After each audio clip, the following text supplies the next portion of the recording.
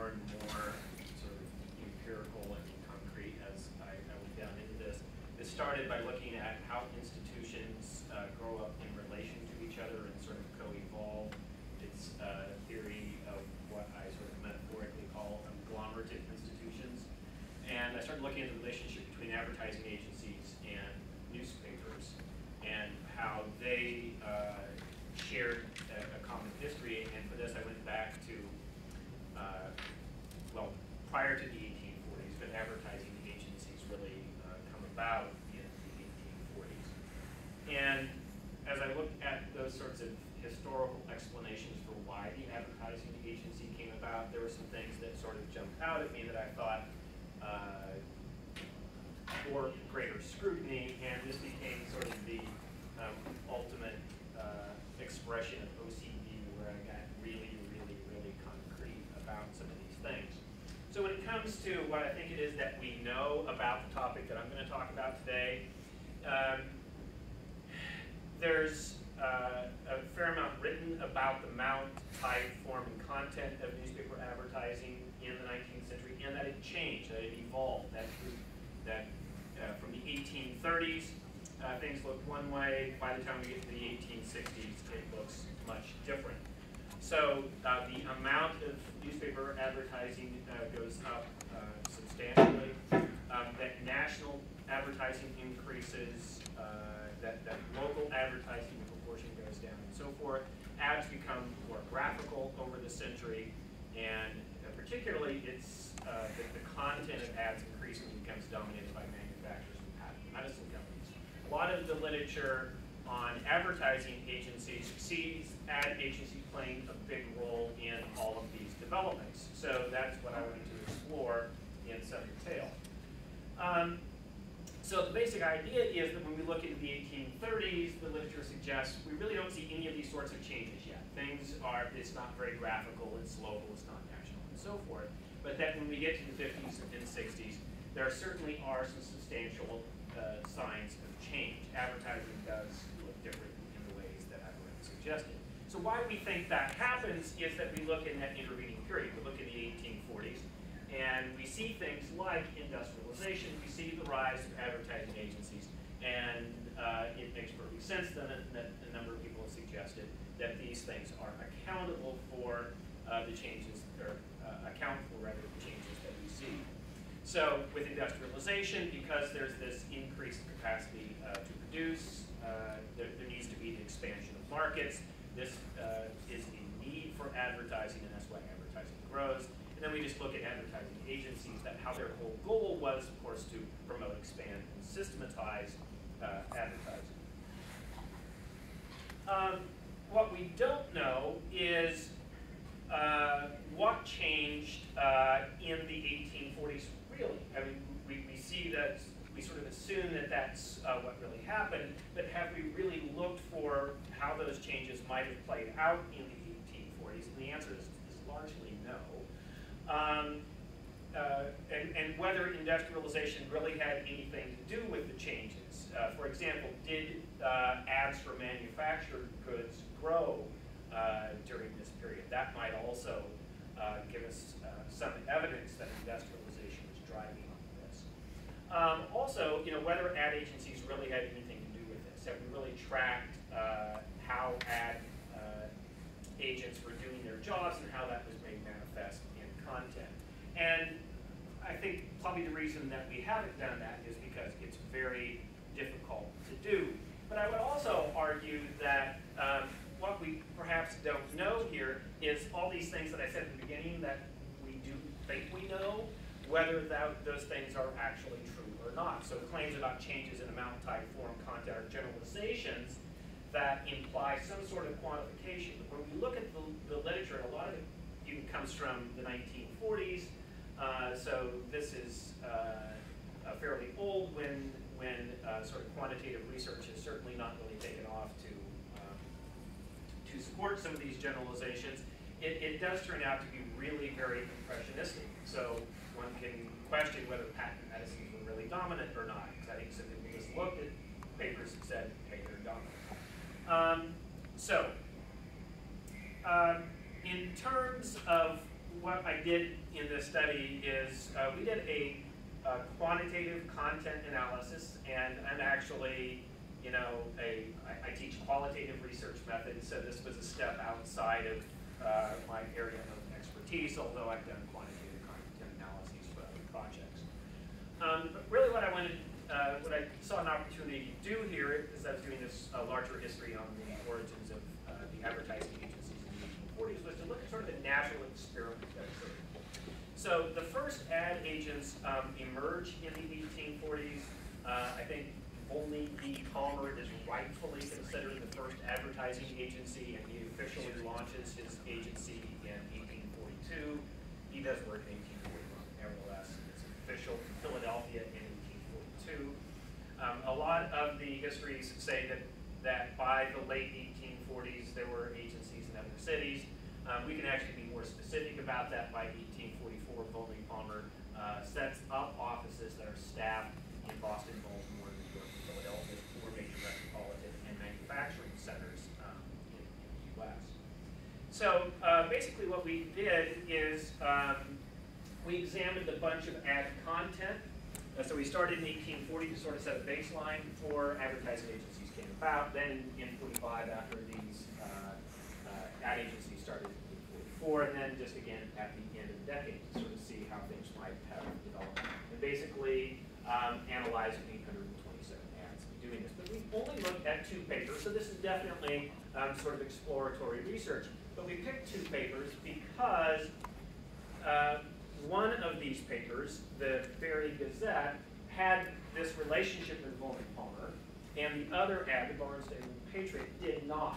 And this was still, this is a little bit of a transitional period because typically, you know, ad agents don't work for newspapers. Those are what newspaper agents did. But there's this sort of transition period where nevertheless they listed that if you wanted to do advertising from outside of newspapers, you would do it through Palmer's office. By the way, Palmer did not do advertising business in papers in these 4 cities. Because you could, if you lived in those 4 cities, you could go to the paper yourself and handling advertising that way. It was, in fact, it was called, you know, an advertising agency for country newspapers. The idea is you would advertise around the country for those goods to leave Boston, New York, Philadelphia, so forth, and go out. So, and I picked these 2 papers for a variety of reasons. One, they're sort of a natural occurring experiment. They're not that far from each other. They're equidistant from Boston. They have the same number of pages. They're both sort of Whig papers. So, you know, trying to hold as many things constant here in doing this little study. So again, as I said, this is definitely an exploratory study. So some of the findings, what we looked at. The paper with the ad agent actually saw a decline in the number of ads between 1840 and 1845. So there's a number of places in the literature on advertising history where it says, you know, Volney B. Palmer was a godsend to newspapers, and that, you know, they basically just say advertising exploded because of him. Well, you know, for the paper that he was representing here, it goes down slightly and then up again slightly when we look at 40 to 49. But, as it says here, the paper with the ad agent had less advertising growth overall, but they actually had more advertising. So the paper with the ad agent has less advertising growth than the paper without an ad agent. And so just, you know, why might that be? Well, I think that the paper without the ad agent already had quite a bit of advertising, so it maybe reached some sort of saturation point. And there's plenty of evidence where editors during this period don't want to cut into their editorial content. They set a limit on how much advertising would go into a paper, so if it already has a high amount, that might have something to do with it. And of course, during this time, you know, you have papers setting strict rules about what would appear in ads, how much space they could have, whether they used illustration and things like that. So newspapers still have hand in terms of advertiser type, manufacturing and patent medicine ads, so manufacturing, so this is about the issue about industrialization, right? If industrialization is really driving this, we should see ads for sort of manufactured products and so forth, I think, go up. It's maybe debatable, but that's what we're basing this on. So manufacturing advertised, you point out here, dipped 18.7% from 40 to 45, but rose in 1849. So it is sort of playing out that way. The paper with the agent had slightly more manufacturing ads than the paper without the agency, but not some huge. And these, because our N is so high here to go quant geek on you, there's an effect size here. So these are all significant differences, but still, that's statistically significant. You can decide for yourself whether 1.3 is all that effective or not. Patent medicine and other health and beauty ads rose again a modest amount during the period. The paper without an ad agent had slightly more patent medicine ads, 2.6% more than the paper with the agency. So again, there are some claims in the literature that it's really the ad agents who are the means for getting all these patent medicine ads out there, that's what's changing the face of advertising because they're behind it.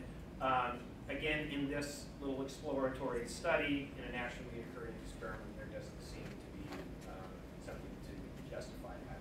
How are we doing for time? Okay. There's some other findings here. I'll just mention this one briefly and actually just sort of skip over the next one because I'm boring even myself with numbers. But in terms of local and regional versus national, the amount of national advertising doubled, but it's still not a huge percentage of the total amount of advertising. The amount of national advertising stayed the same as the paper without the agent. But the amount was much higher overall. So there was a lot more national advertising in the paper without the advertising agent. So this does sort of suggest that ad agents are not delivering lots of advertising. In terms of advertising design, I'm not going to bother with that. Basically, that doesn't seem to make a whole lot of difference either. So, some conclusions and questions I want to raise from this. I think putting the explanatory emphasis on industrialization, on advertising agencies, is sort of questionable. I think we may want to question that. It just doesn't explain quite as much as we think. And so the question is, if this growth really did occur, if advertising was really making the changes that we suggested, or that the literature suggests it does, where is that change happening? If it's not happening in these country newspapers, maybe it's just happening more in the penny papers, the urban papers, and so forth. And then ad agents really wouldn't have had anything to do with that because the penny papers really weren't working with ad agents during this decade.